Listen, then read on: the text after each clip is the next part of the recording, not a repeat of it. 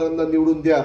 मित्रांनो, तुम्ही आमदारांना निवडून दिलं, अनिल भाईदास पाटील तुमचे आमदार झाले, त्या आमदाराला मंत्री करण्याचं काम आम्ही लोकांनी केलं। एकनाथराव शिंदेच्या मंत्रिमंडळामध्ये पहिल्यांदा तर एकनाथराव शिंदे, देवेंद्र फडणवीस हे सगळेजण होते।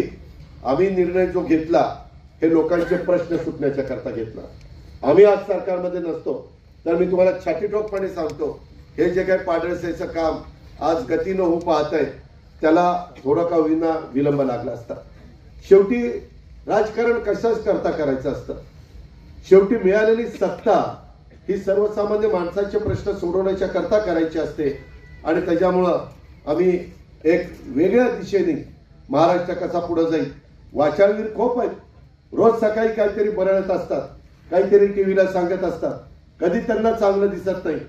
त्यांनी चष्मेश असे घातलेले आहेत की त्यांना चांगलं जे काम चाललेलं आहे ते दृष्टीपथातच पाहायला मिळत नाही।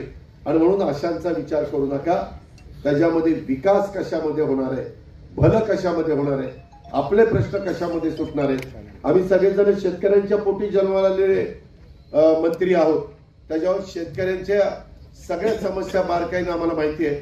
म्हणूनच दुधाला मध्ये 5 रुपये आपण लिटरला अनुदान देण्याचा निर्णय घेतला, धानाला निधी देण्याचा निर्णय घेतला।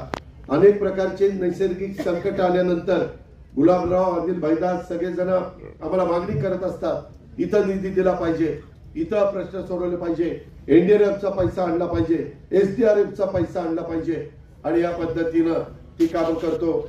पाणी पुरवठा विभागाचे मंत्री या नात्याने आपल्या महाराष्ट्रामध्ये सगळ्या गावांना पिण्याचं पाणी देण्याचा कार्यक्रम चाललाय। 50% पैसे नरेंद्र मोदी साहेब केंद्रातनं देतात, 50% पैसे आपण महाराष्ट्रातनं टाकतोय। करोड रुपयाच्या योजना चाललेल्या आहेत। तशाच पद्धतीनं अनिल भाईदासकडे मदत पुनर्वसनाचं काम आहे, आमच्या दीपक केसरकडे शिक्षणाचं काम आहे। गोरगरिबांच्या मुलांना दर्जेदार शिक्षण मिळालं पाहिजे अशा प्रकारचा सातत्याने त्यांचा प्रयत्न असतो। जर खऱ्या अर्थाने मुलं मुली शिकली तर त्या भागामध्ये बदल होणार आहे।